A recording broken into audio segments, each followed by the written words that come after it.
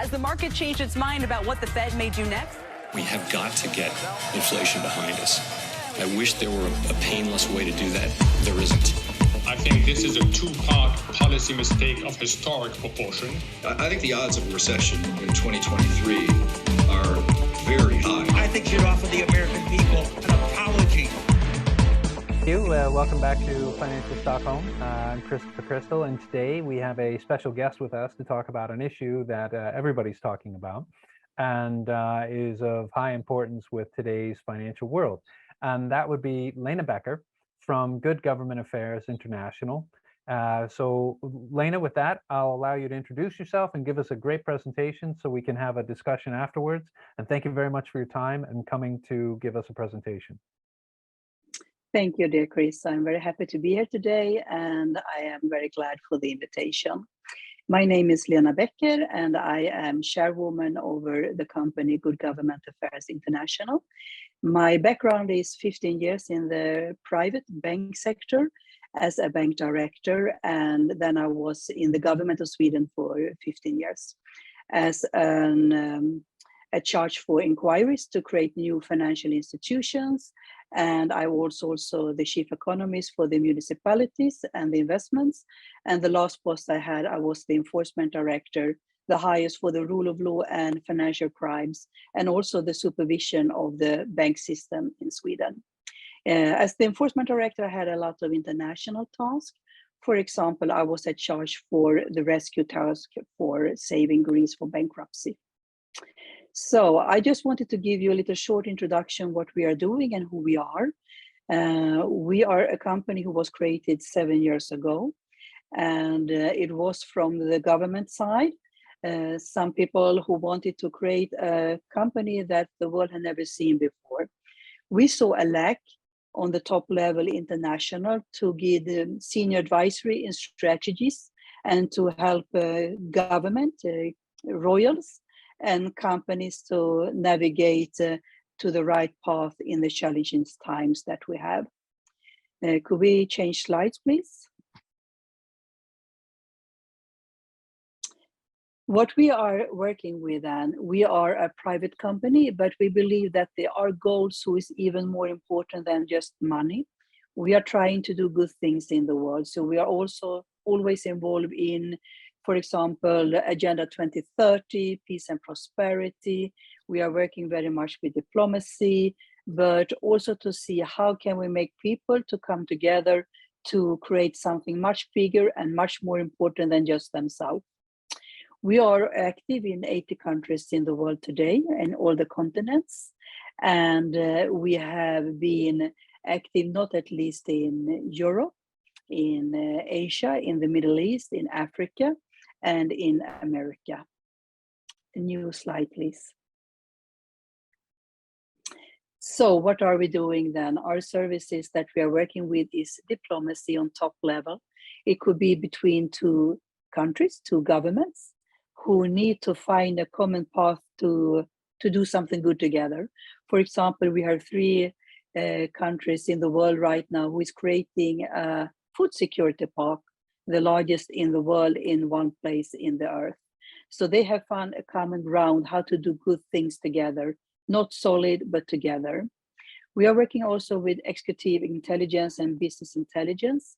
That means that we are advising presidents, sheikhs, royals, and also business leader in the boards, how to transform the country or the company to another future in a global situation. What we also have been very much involved in, not at least the last years, is risk and crisis. It started with the COVID crisis, where we have to help a lot of governments and also companies to find a new way, a new situation, and how to be a part of that to earn money, but also to do good things in the world. We are also training the governments and the company side in all these issues because we believe in train the trainer. We believe to make other people strong to make the right decisions later on. We are also involved in financial advisory. We get many requests, of course, in different investments It could be everything from high tech to prop tech to real estate and so on. And all of them are involved in ESG and good governance. How you can earn money, but at the same time also give a value and a contribute to a better world. We have been a lot involved in net zero and also net zero plus. A new slide, please. I have already said a little bit who we are. We are royals in our company. We are also chiefs from the Gulf states, former prime ministers. It is also former ambassadors and directors from United Nations and NATO. And we also have presidents from different private companies in different areas. And we also have people who have been working on the high level for many years. We are around 15 people today, and all of us are selected, chosen to work with this, of course. A new slide, please. When we created this company 7 years ago, we decided that we have strong values. We are living with the values of the Nordics. That means that everything we do should be transparent, trustful. We don't allow corruption and money laundering or anything else. We are working for gender equality and human rights and democracy where we are in the world. And we are working, we want to have the people who is similar with us. And if they are not there, we try to influence them to follow the same path, because we believe this is the solution for the world. And also what we have been appointed for several prizes in the world for what we have done. A new slide, please. We are very proud to be from the Nordics. The Nordics have a very good system since many years, 50 years back, of good governance and ESG, and also the strong values. The Nordics has been leaders in sustainable environment and also in human rights, democracy, and a lot of other things like high technology. And we want to spread that knowledge in other parts of the world. But I think also it's important to be humble, because we can always learn here too. We are not perfect, not at all in the Nordics. So I believe in how can you make two parties to be together, and instead to make it to the figure 2, you can make it to the figure 11, like they said in the Arab world. And what we also believe in, that nobody have the solution themselves. We believe that cooperation is the only way to make success. A new slide, please. Yeah, short about us. I am the chairwoman, and we have our office in Stockholm, and we also have office in Abu Dhabi. Thank you. Thank you very much, Lena. I'm ready to you, Chris. Yeah, that's fantastic. And I love your background on the old town. Yeah, it's a pretty place, and one of the things that we do focus on in the Nordics is the governance, and I think it's a very confusing issue for a lot of investors. And to jump right in, because we've seen things like what's happened with DWS, where you had an issue of a company that was in ESG funds, and then the sustainability officer leaves.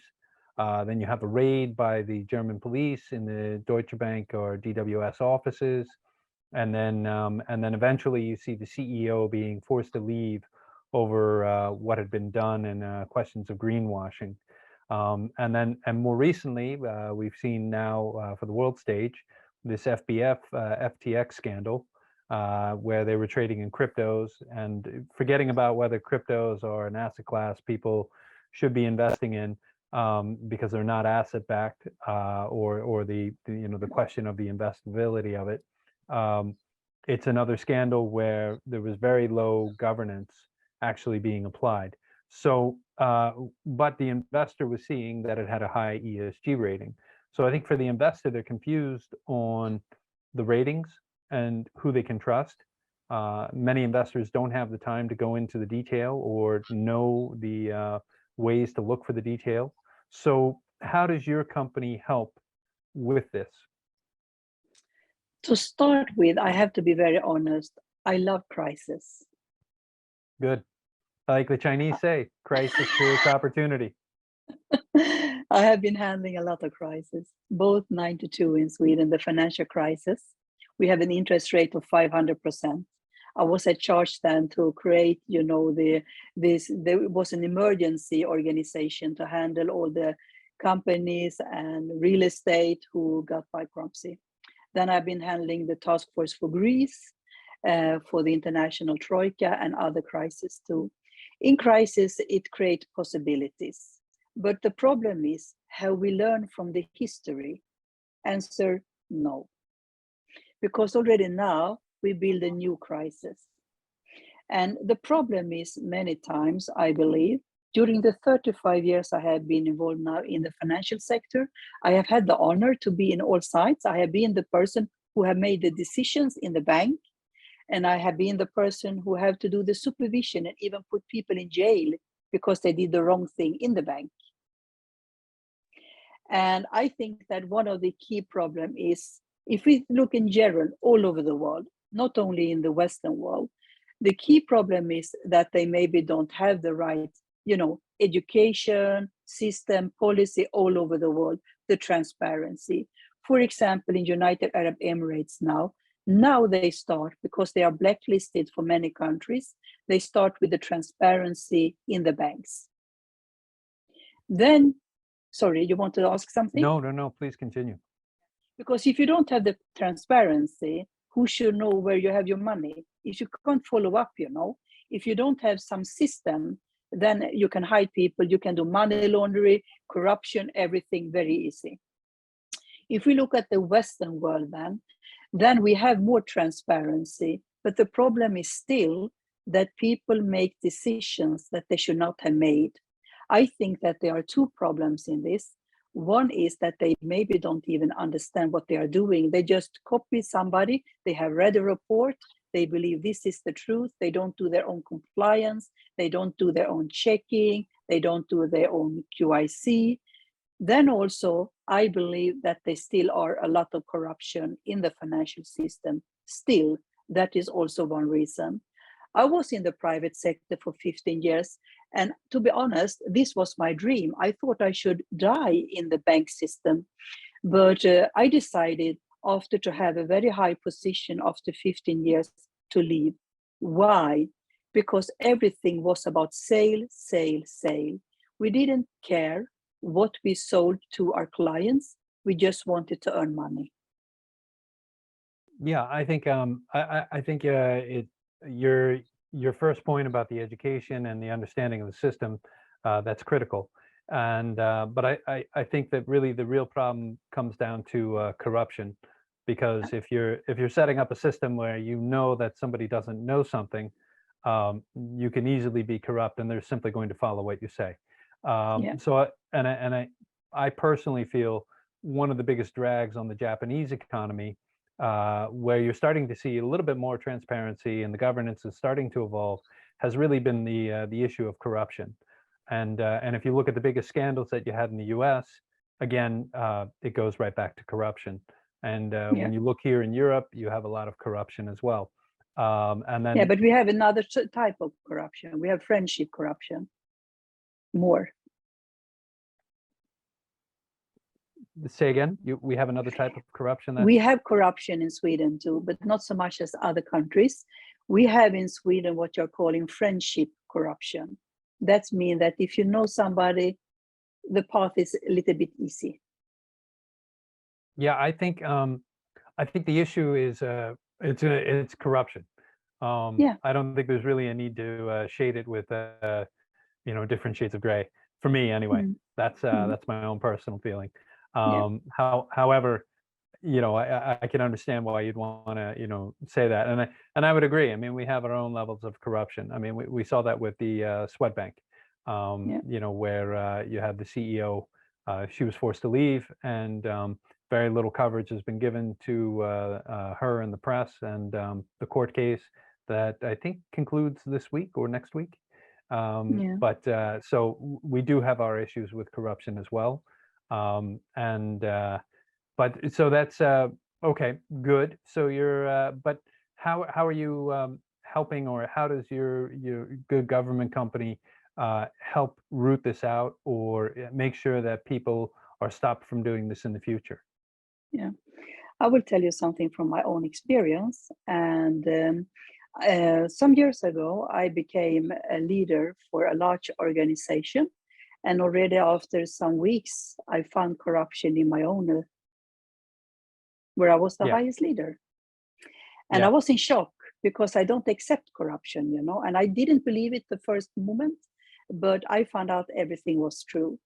Then I was thinking how to handle this because I didn't even thought it still exists, not in my arena, but it did. So I tell you this because this is what I try to teach people in the world too.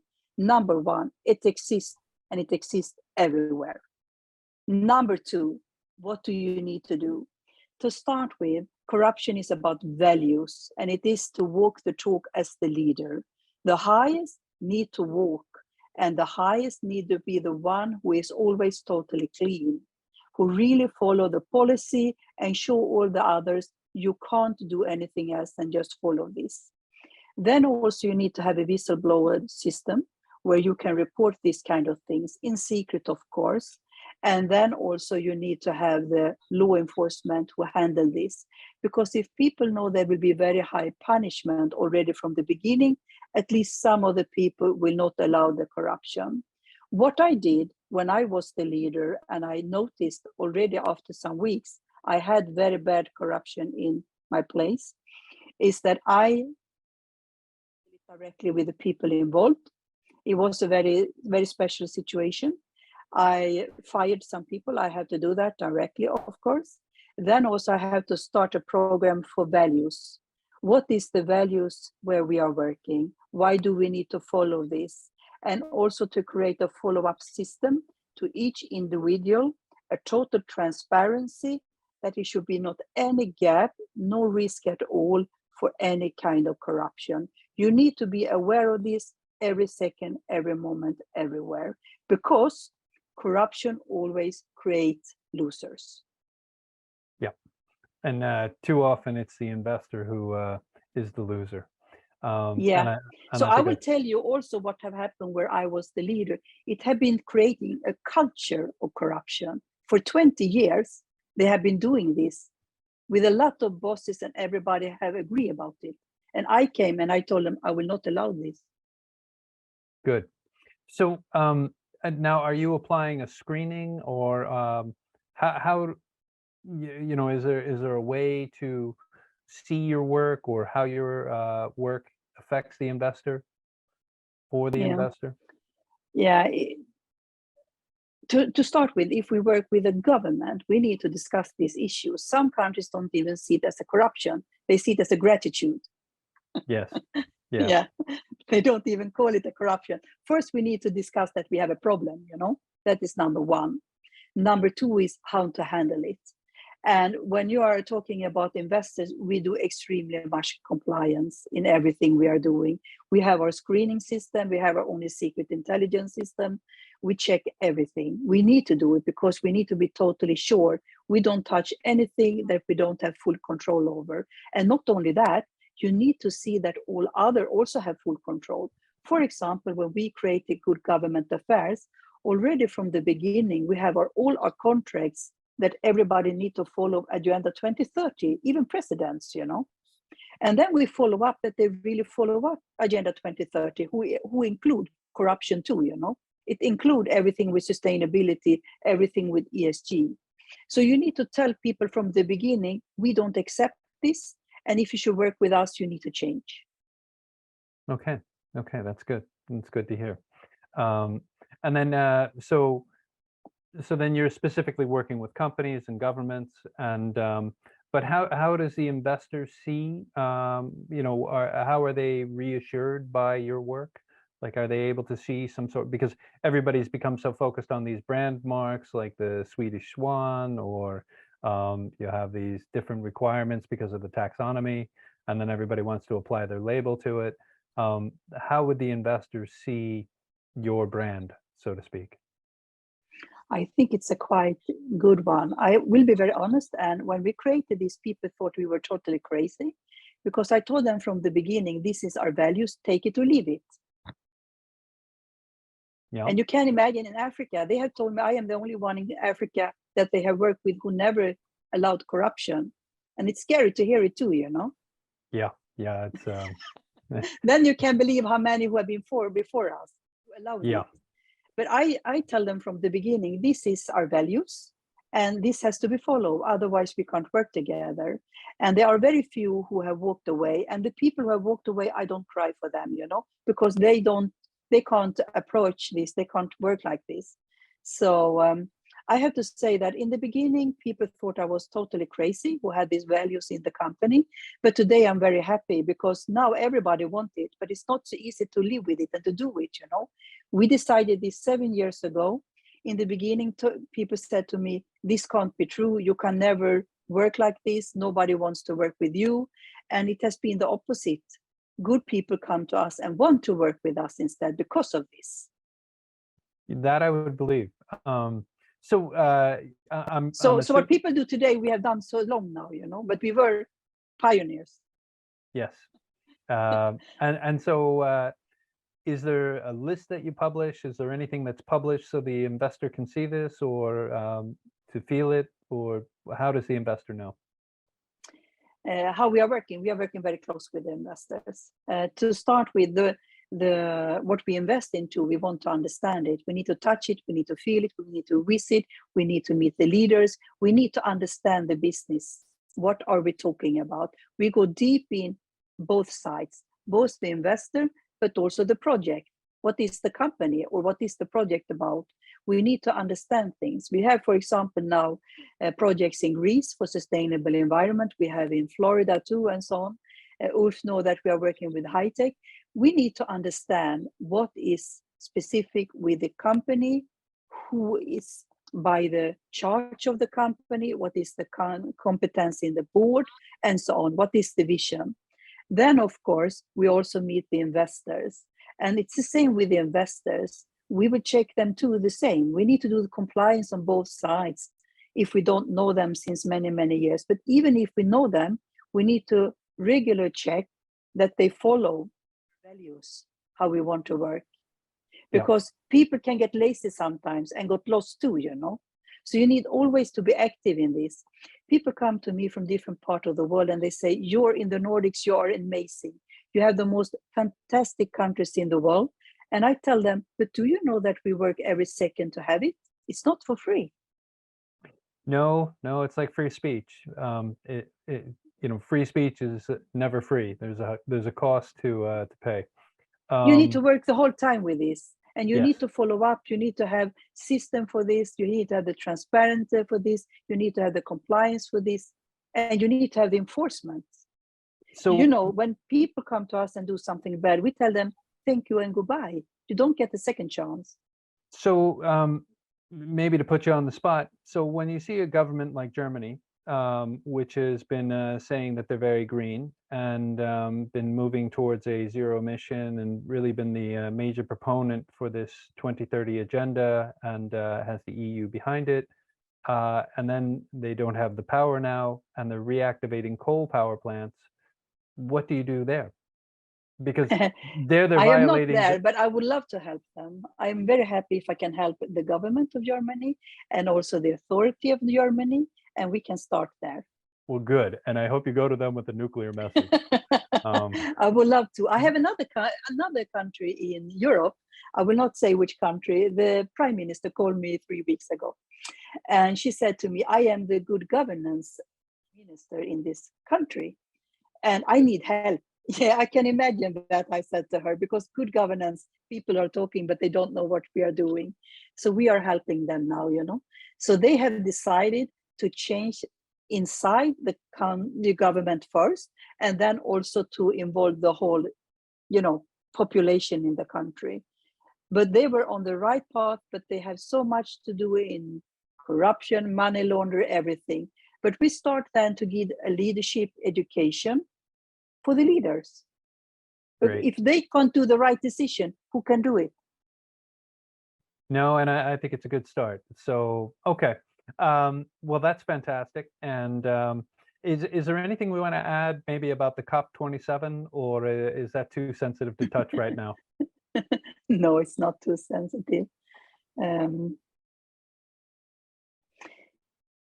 should I say? I think that what is happening in the world right now makes, I said in the beginning that I like crisis, but in the other hand, I don't see right now the right direction for the world.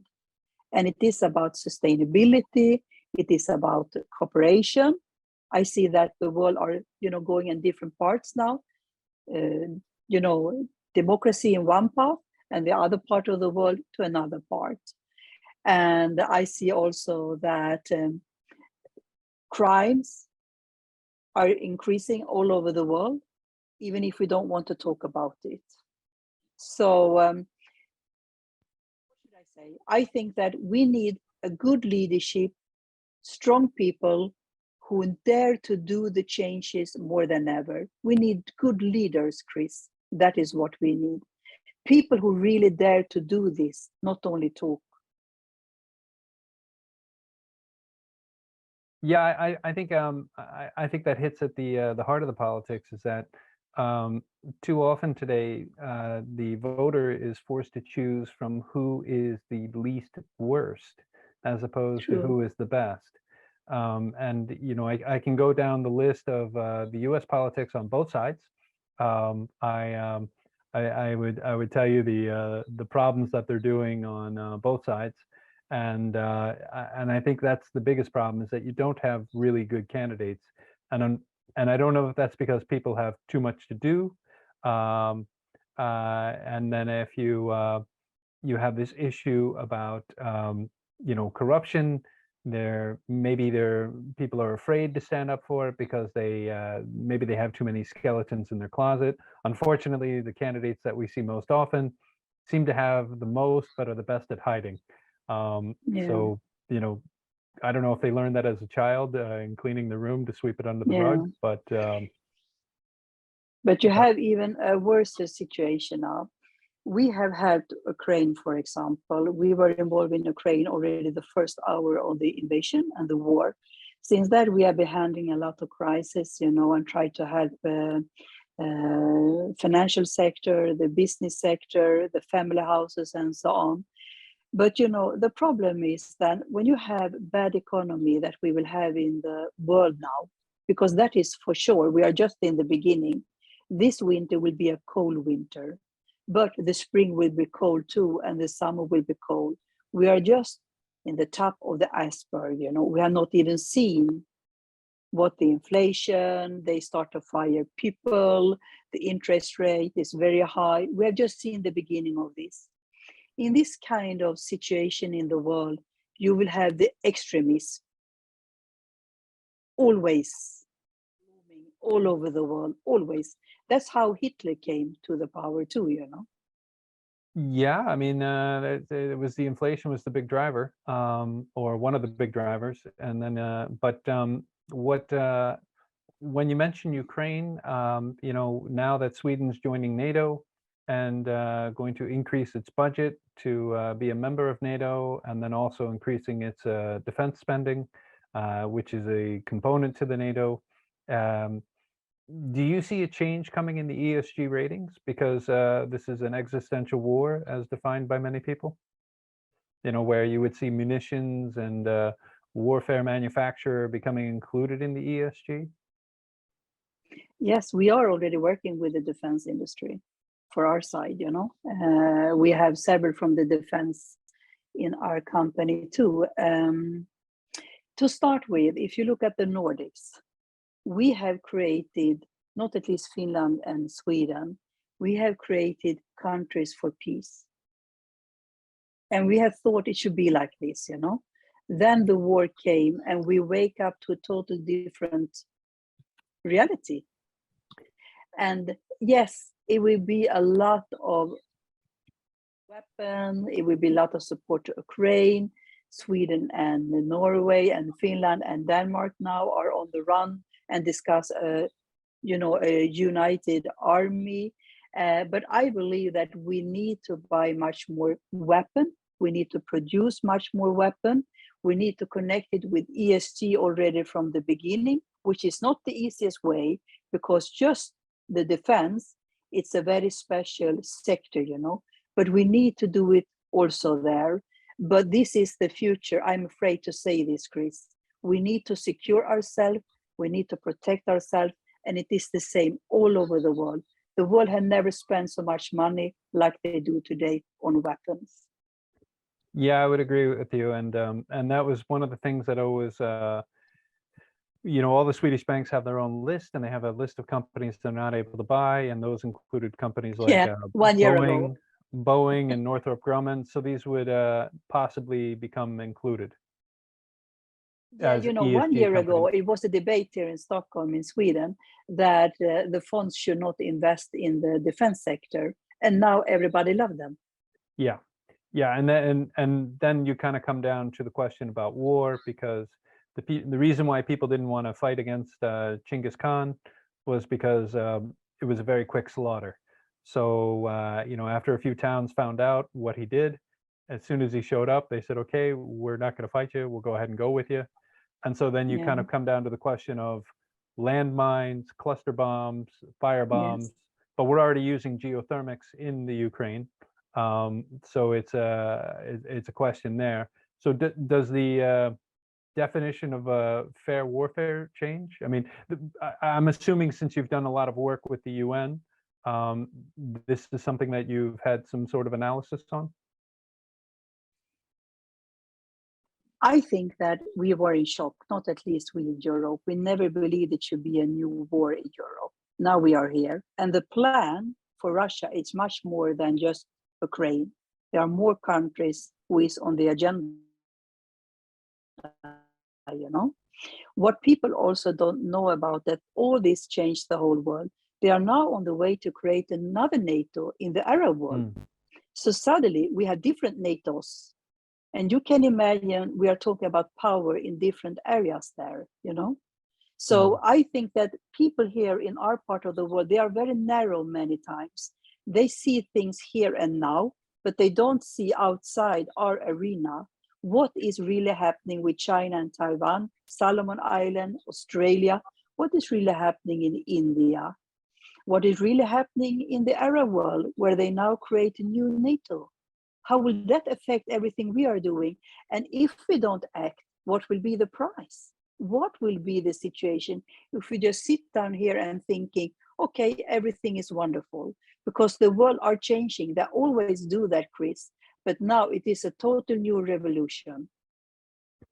Yeah, I would agree with you there. And these are some issues that I think if you're reading, you see these things coming.